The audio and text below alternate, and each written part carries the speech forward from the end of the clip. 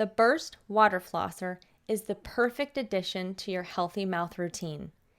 Even with good brushing and flossing habits, nothing blasts away trapped food and plaque quite the same. Here's a quick tutorial on how to use the BURST Water Flosser. It comes fully charged, so it's ready to use right out of the box. The first thing you'll want to do is attach your preferred tip to the base. Press the release button as you insert the tip and then listen for a click. Gently pull up to make sure it's locked into place. The tip rotates, so no matter how you hold your water flosser, just make sure that it's facing you when you turn it on. This reservoir is where you'll add plain water, salt water, or a diluted rinse. We don't suggest anything oily that might gunk up the insides or create a film. The smiley face turns the water flosser on, off, and is also used to switch between modes. The three modes are Turbo, Standard, and Pulse.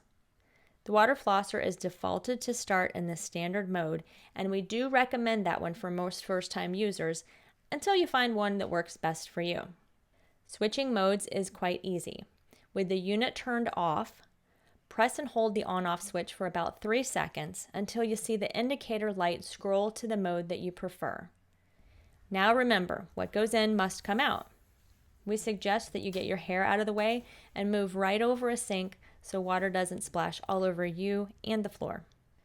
After the water tank is full, get the tip into place, push the power button quickly, and then move slowly around your mouth with a focus on getting the water at a 90-degree angle while you pay special attention in between your teeth where the floss would normally go. Refill that tank as much as you need to clean your mouth thoroughly. We also think it's a great idea to use your water flosser in the shower, but that is a private event.